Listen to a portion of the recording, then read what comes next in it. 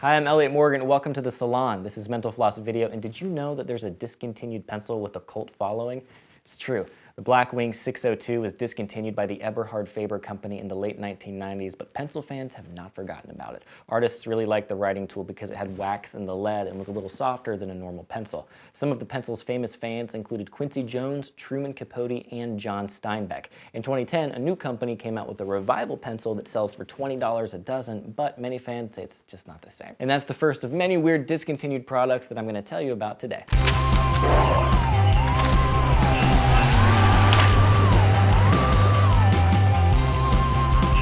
While I'm on the topic of pencils, let's talk about when the Bic company tried to get into the pantyhose business. They came out with a product in the mid-1970s and actually sold the pantyhose in office supply stores. They did not sell. Believe it or not, the first smartwatch came out around the same time. Hewlett-Packard launched the HP O1 in 1977.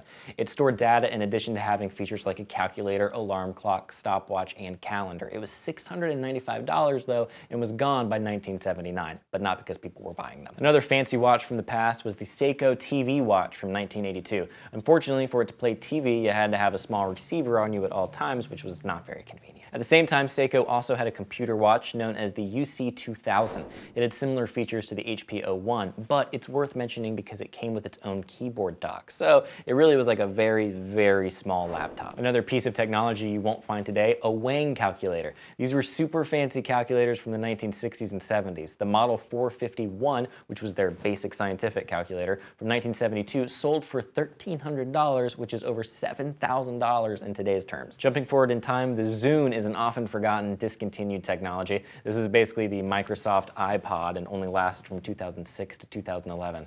R.I.P. Zune. Let's move on to something that has absolutely nothing in common with the Zune, Harley-Davidson Perfume. That's right, in the 1990s, the motorcycle manufacturing company put out a line of perfume and a line of wine coolers. Both were discontinued. A more popular discontinued perfume is Tuxedo by Ralph Lauren, which was introduced in 1979 and has since disappeared from shelves. Nowadays, it sells for about $200 a bottle on eBay. A less intriguing beauty product from that same era was Body on Tap beer shampoo. The Anheuser-Busch company released this product in the late 1970s. It was supposed to make your hair extra shiny, and yes, it had real beer in it, although the company made it non-alcoholic. While we're on the subject of gross shampoo, let's go ahead and talk about Clairol Touch of Yogurt shampoo. It was also released in the late 1970s. This era is seeming less and less cool. Anyway, the shampoo didn't gain popularity. It also didn't help that some people ate it thinking it was food. It was the 70s. We were experimenting.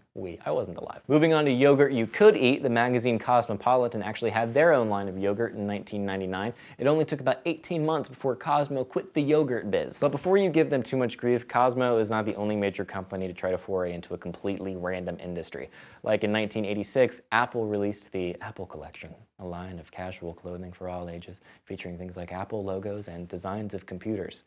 You look great, Dad. And even more recently, remember when Facebook tried to get into the phone business? The phone was the HTC first. Facebook teamed up with AT&T to make a user-friendly phone with apps that were easy to access. The phone was announced in April of 2013, and by May, its price had dropped from $99 to 99 cents. Let's move on to some discontinued toys you might remember from your childhood, starting with the CSI Fingerprint Examination Kit. This was a fun fingerprint toy for the many child fans of the television show CSI. The kits were recalled in 2007 because the fingerprint powder contained asbestos. A similarly dangerous toy was the shocker Gilbert U-238 Atomic Energy Laboratory from 1950. You know, back when it was normal to give your kids radioactive toys. The kit contained small samples of the radioactive elements uranium and radium, and some parents didn't like that. Do you remember Clackers? They were two balls connected by a string and you'd swing them around and make a clack sound. Or perhaps you know them from the famous court case, United States versus article consisting of 50,000 cardboard boxes more or less, each containing one pair of clacker balls.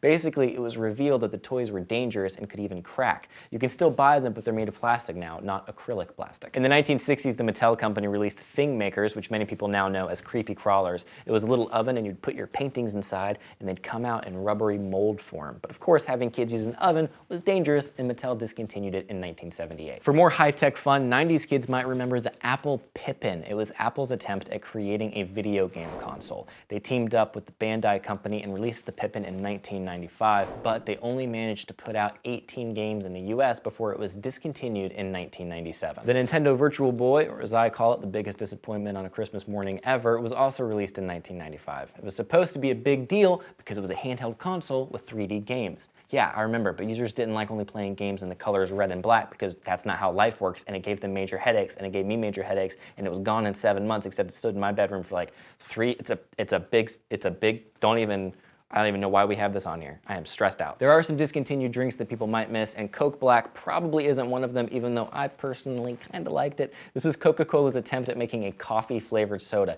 It was around from 2006 through 2008. In case you don't believe it was terrible, Anderson Cooper once tried it on air and spat it out immediately. Again, I still kind of thought it was nice. Before Coca-Cola had Coke Black, PepsiCo had Pepsi AM, which was supposed to be a soda you drink in the morning. They advertised it as having 28% more caffeine than Pepsi. The beverage lasted from 1989 to 1990. Another soft drink with 2 letters in its name, OK Soda. This was also a Coke product, but it was supposed to appeal to young people. Finally, because you know, young people hate soda so much. Anyway, they got the name because it turns out OK is the most recognizable word in the world after Coke. The soda was fruity and it did gain a cult following, but it only lasted on the market from 1993 to 1995. In the 1980s, the candy Lifesavers had its own soda for a while. People who tried it in taste tests seemed to enjoy it, but nobody wanted to buy it. Then of course we had Crystal Pepsi from 1992 through 1993. It was a clear soda with a cool look and marketing campaign, so people bought it up initially, but it didn't taste that great. Still, it has a cult following, and in 2015, PepsiCo announced sweepstakes for Crystal Pepsi fans to win a 6-pack of the drink. Let's finish up with some great discontinued foods, starting with Planters Cheez Balls.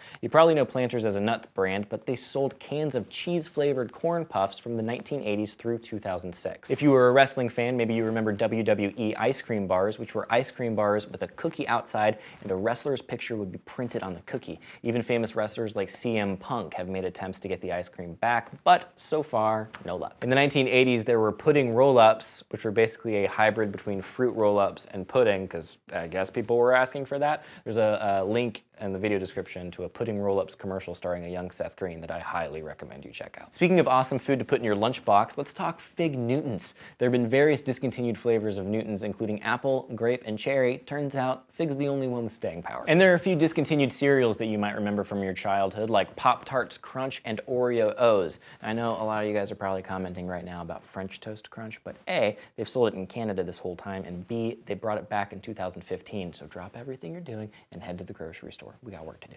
Finally, I returned to the salon to tell you about Ready Bacon, bacon that you could cook in your toaster. This was a product in the 1960s. It was discontinued very quickly because the bacon would cause fat to leak into your toaster and just ruin your toaster. Thank you for watching Mental Floss video, which is made with the help of all of these nice people. And in the comments, let me know a favorite food or product from childhood that you miss. Mine's actually Coke Black. I know I'm in the minority. And don't forget to be awesome.